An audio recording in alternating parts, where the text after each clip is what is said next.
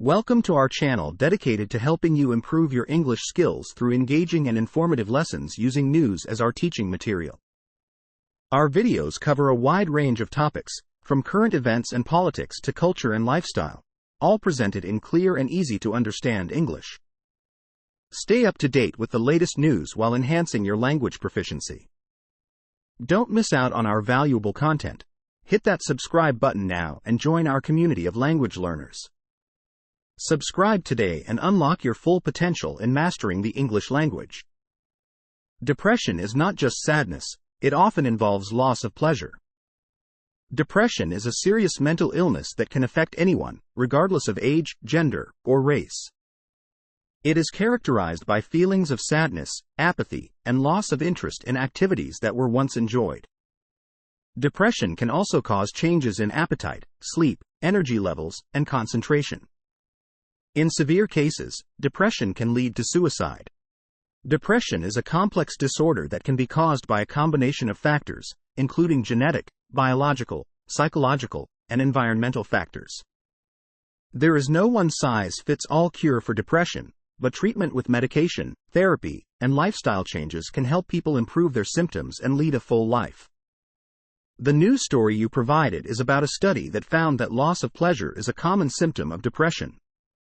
The study found that people with depression are more likely to report that they no longer enjoy activities that they used to like, such as spending time with friends and family, exercising, or going to the movies. Loss of pleasure can be a sign of severe depression, and it is important to seek help if you experience this symptom. If you think you may be depressed, talk to your doctor. There are many treatments available for depression, and with the right treatment, you can improve your symptoms and lead a full life. A landlord in London has rented his house to 40 people. A landlord in London has rented his house to 40 people, which has caused a great controversy. The house, which is located in the Brixton neighborhood, has 3 bedrooms and 2 bathrooms, and the landlord is charging each tenant £500 per month. This means that he is earning £20,000 per month for the house, which is a much higher amount than the average rent price in London. The landlord has defended his decision by saying that he is offering affordable housing to people who cannot afford to live in the city. However, many neighbors have complained about the noise and dirt generated by the tenants, and have demanded that the local council take action. The local council has opened an investigation into the case, and could order the landlord to evict the tenants. However, the landlord has said that he refuses to leave the house, and that he is willing to go to court to defend his right to rent his property to whoever he wants. The case has opened a debate on the housing crisis in London. The city is one of the most expensive in the world to live in, and many people cannot find affordable housing. The case of the Brixton landlord is an example of how the lack of affordable housing can lead to situations of overcrowding and conflict. Executives at large companies are pushing employees to return to the office. Executives at large companies are pushing employees to return to the office, but some experts believe that this could be motivated by the interest of real estate investors. According to a study by market research firm CBRE, the corporate real estate market is valued at $33 trillion in the United States. This figure includes office buildings, shopping malls, and other types of commercial property. The study also found that the corporate real estate market has been declining since the start of the COVID-19 pandemic. This is because many companies have allowed their employees to work from home, which has reduced the demand for office space.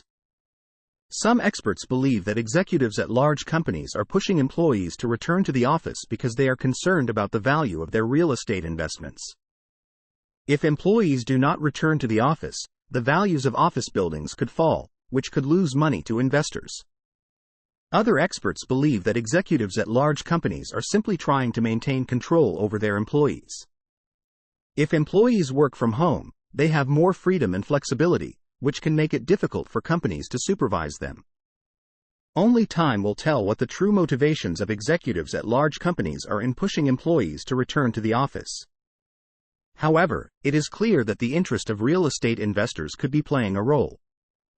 Executives at large companies are using a variety of tactics to push employees to return to the office, such as requiring them to work from the office at least one day a week or threatening to fire them if they do not.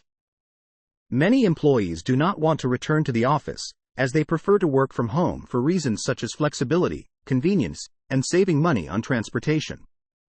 Remote work could have a number of benefits for businesses, such as increasing productivity, reducing costs, and improving employee satisfaction.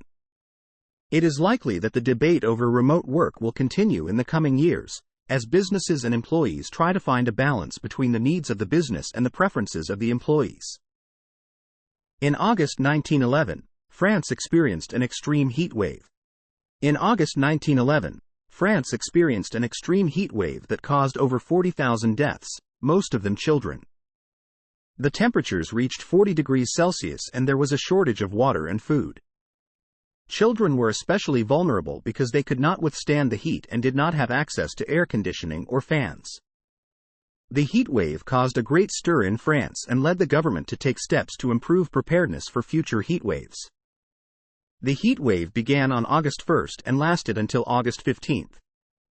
The highest temperatures were recorded in southern France, where they reached 40 degrees Celsius. The heat wave caused over 40,000 deaths, most of them children. Children were especially vulnerable because they could not withstand the heat and did not have access to air conditioning or fans. The heat wave caused a great stir in France and led the government to take steps to improve preparedness for future heat waves.